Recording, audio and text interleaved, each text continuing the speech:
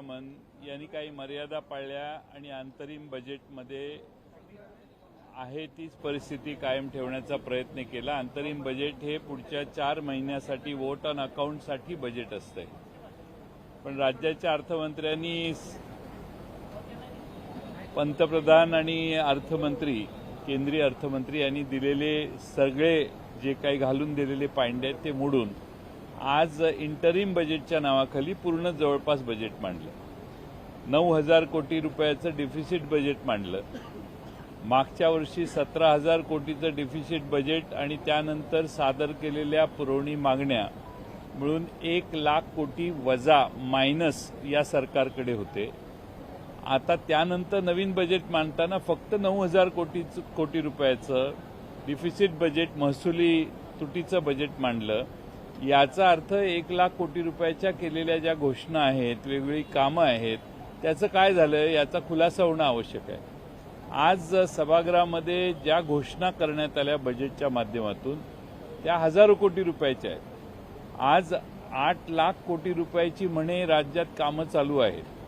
हे जे गुडी पिक्चर तयार करण्याचं, गुलाबी पिक्चर तयार करण्याचं काम आहे, त्याच्यामध्ये राज्य सरकारचा हिस्सा मर्यादित आहे।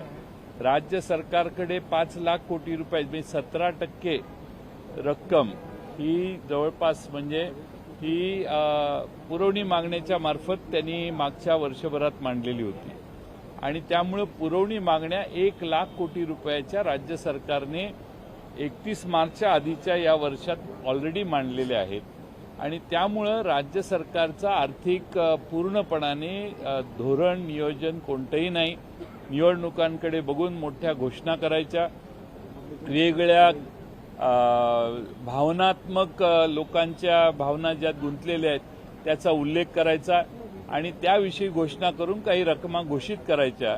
याच्यात पूर्णपणाने राज्य सरकारने अर्थसंकल्पाचे कोणतेही विधिनिषेध न बाळगता हा अर्थसंकल्प मांडलेला आहे। राज्य सरकारने फक्त निवडणुकीच्याकडे बघून हा अर्थसंकल्प लोकांना काहीतरी आम्ही देणार आहोत अशा विभागात मांडलेला आहे। खरं म्हणजे अंतरिम अर्थसंकल्पात अशा घोषणा करायच्या नसतात। इंटरिम बजेट हे वेगळं असतं आणि नॉर्मल बजेट वेगळं असतं। नॉर्मल बजेटच्या पेक्षा पुढे जाऊन आज बजेट मांडण्याचा खटाटोप झालेला आहे, तो म्हणजे महाराष्ट्रात त्यांची ढासळती जी लोकप्रियता आहे ती सावरण्यासाठी मांडलेलं हे बजेट आहे। त्यापेक्षा या बजेटला विशेष अर्थ नाही। सर, हिंदी में जानना चाहेंगे कि बजट को लेकर क्या प्रतिक्रिया है? जो आज का बजट आया है, किस तरह से आप कह रहे हैं बजट जो कल सप्लीमेंट्री डिमांड को साथ में लेंगे तो इस साल में 1,00,000 करोड़ के सप्लीमेंट्री डिमांड्स सभागृह में एक्सेप्ट किए गए हैं।